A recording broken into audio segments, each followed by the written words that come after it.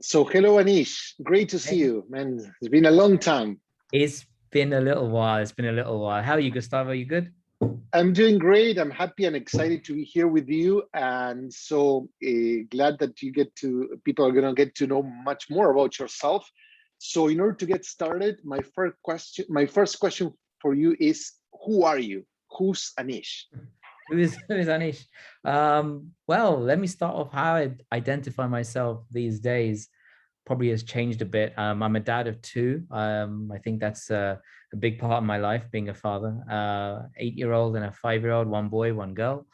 I enjoy. I suppose I would describe myself as curious about organizational culture as I am about culture in general. I have an interest in learning languages, and from a work perspective, I would describe myself as a change consultant with a passion for cultural transformation. How's that? Amazing. I mean, I like in a nutshell, great. Lots of layers. I mean, I like that because when we ask people, who are you? Usually people default to their titles, their job, and you basically step back, talk us, I mean, share your a broader vision, and then you end it with your work. That's good. So when it comes to work, or maybe life too, what's your facilitation superpower when you're dealing with teams, running sessions, trying to drive change, which is what you do? What's your Yeah. superpower? I know you have many, but just give Well, us I don't know if I have many. one.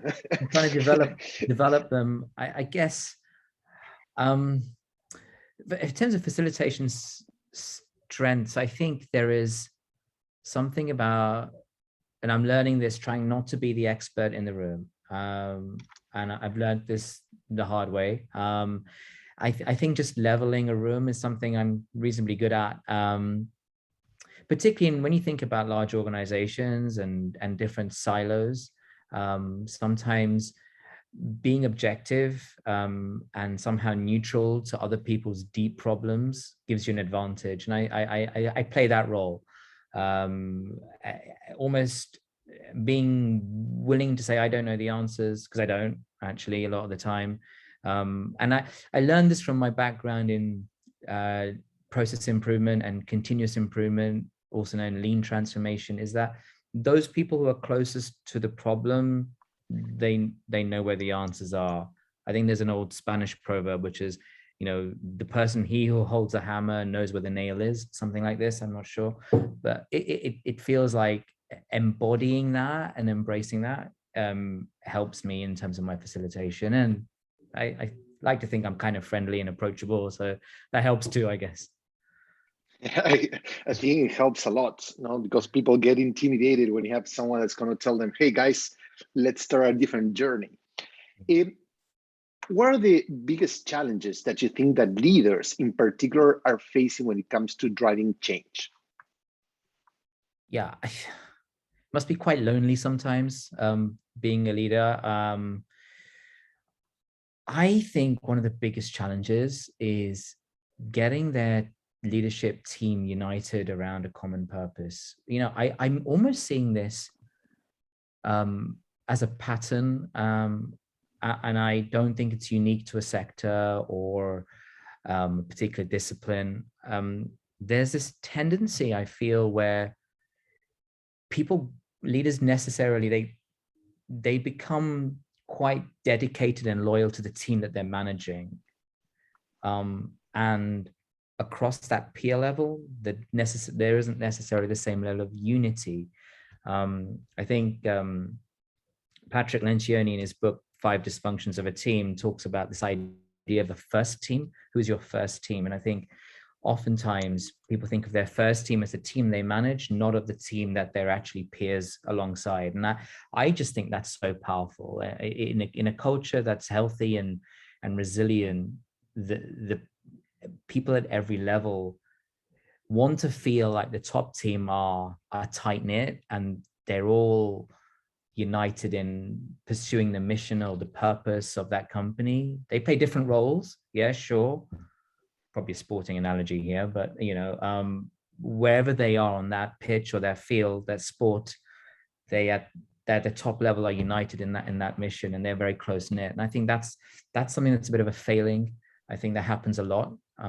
Personally, that's what I'm seeing. Great. I was thinking like there's this tension you mentioned earlier on that people are closer to the problem, right? But then the leaders, especially CEOs, are more emotionally embedded with the problem. I mean, because they want problems to go away.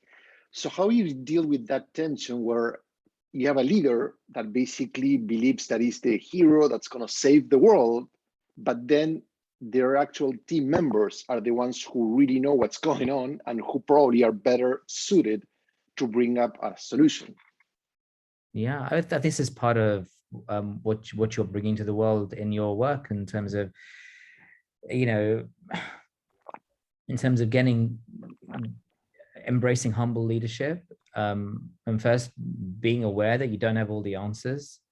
And I think this comes with experience with a lot of leaders, in terms of saying, hey, look, I just don't know all the answers, and being explicit to their teams, saying, I didn't hire you because I know all the answers. I hired you because you're better at solving these problems than I am.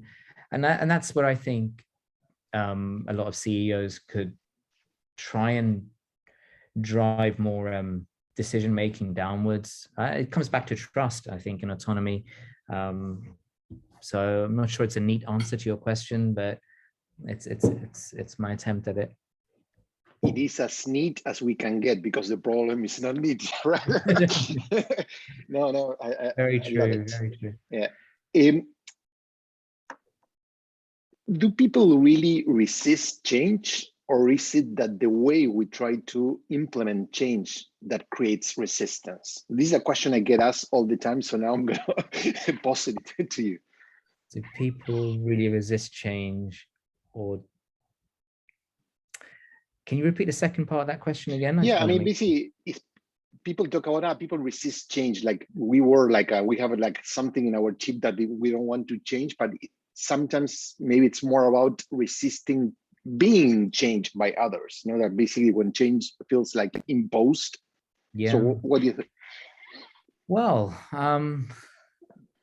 you know, I mean, like sometimes people need a wake-up call. Like, you think about people who need to give up smoking, or if they've been told by the doctor or their family, you know, needs to get healthy or whatever. And sometimes something happens in life. Maybe they suffer a health problem that's major, and then suddenly it's a wake-up call. But I almost feel like change happens one person at a time. Having worked in change 25 years, I almost look for the people who are curious. These are the people I go to usually, if I want to instigate any sort of change across a larger group of people, I'm instantly looking for the person who is running towards change, who's not that afraid of it. And I think sometimes people's resistance to change comes from a fear of loss, that they're going to maybe lose a part of their job, maybe their livelihood depends on it. And our job as change practitioners is to understand where that's coming from, and understand what's in it for the individual to change. Because I just think we tend to rely on methodologies that say, right, step one, understand the problem, step two, measure it, step three, get to root cause. And there's a bit of a formula to it. And if you've been in work long enough, you start to recognize this. And so, here comes a consultant with his bag of tricks, and I've seen it all before, and I'm not going to play ball now. I'm not going to do it. And there is something about acknowledging the strength of where the resistance is coming from, and just tapping into that, what's in it for them, because that's powerful. And I've seen people change from resistance to advocacy once they recognize, the fear has gone. You take fear take fear off the table. That's a big thing. You take that out of the way, and you are working with something that's a bit more malleable, I think. So yeah. Great. I think that, to your point, sometimes we put too much emphasis on the process, the methodology, the tools, and we forget that we're dealing with human beings, right? Mm-hmm. So as a change instigator and a change facilitator, how do you use your superpowers? You know, you're empathetic, you're optimistic, you're energetic. How you connect with people at a human level to help them go through that change? Just meet them where they are. I know it's a cliche, but we have two of these and one of these, and I'm trying to listen twice as much as I speak. Just testing my understanding of what's being said, and getting to why they might be resisting it. And maybe I can't say that's not a problem. Maybe I can't say, look, there isn't there is a risk that things could change. But actually there's an opportunity as well. Let me try and describe what that opportunity is. Let me try and work with you to understand how we could use your strengths to make this better for your team, for you, for the organization. And I almost wonder whether we do that enough. So there's no magic trick that I have at all, other than just trying to meet them where they are. And that's probably as much as I can say on that. I don't know. What are your thoughts? No, yeah, I think that it's I like the idea of honesty, you know, that you're bringing to the table. No, like don't try to bullshit people. Sometimes we try to sell something, you know, like, oh, it's gonna be great, everyone's gonna benefit from it, versus basically putting all the cards on the table and being honest. Not just about, well, maybe it's not gonna be that perfect, but also being honest about how difficult the journey itself it's gonna be. You know? I think that to that point, people get stuck into the destiny. So what's the final stop that we need to basically arrive to versus the journey? And I think that people get more excited about the journey, that it's about discovery, about growth, rather than, okay, we need to get from here to there, and it feels like too far away. That's really cool. I like that idea about getting excited about the journey, because you're right. And the honesty part, like, number of times I've learned that people, if you're not honest, people just try and now second guess. They're trying to second guess.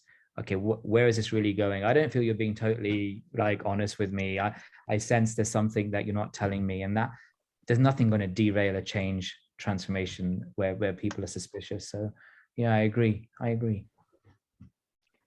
And talking about honesty, tell us an example of something where you screw up, where you were working on culture. You know, I told you, people want to hear about the real Anish. That's I mean, oh my goodness, there's been so many funny moments. I'm trying to think of a time where I oh goodness, early on in my career, I remember, this is so embarrassing, but I still remember it. I remember I had a head of product and a head of software development, and I had anyway, head of three of them around the table. I'm this, like, I just got promoted. I had to manage a team of 12 people, so I become a manager now, right? And I've got like this newfound authority. And I walked into the room and no one's making a decision on something. And I remember it's 5:30 in the evening, and I get up and I close this door behind me, and I turn around, I look at these guys, and I said, no one leaves this room until we make a decision. And one of them went, okay, not going to make a decision then. And I was just like, what have I said? Because, you know, he just took the, what do you call it, the wind out of my sails, and I felt like really small. And I just kind of like, yeah, that was like a big learning for me, definitely. And, you know, probably the earliest indication of humble leadership. I'll never forget it. Some things just stay with you, I guess, Gustavo. No, absolutely. I mean, basically, you lost your Bergen chip. I mean, that is your soul power. Well, but maybe it's sometimes, I think it's a good reminder that when we try to put people against the wall, that no, it's that basically make it or break it kind of situation. Maybe things go out of control. No? So they're going to find a way out to win that conversation. Yes. But great. No, I really appreciate your time. To wrap up, if people, what are you trying to get from other people? Now we're reaching to other consultants and facilitators like yourself. They're going to be sharing your stories. What would you like to hear from them? But also, if people want to reach out to Anish, why should they connect with you? So you want to network with what kind of people, what things drives you for people to connect with Anish? Yeah, well, I mean, I think people can connect with me for any reason at all. I always value new connections. I think that's for sure.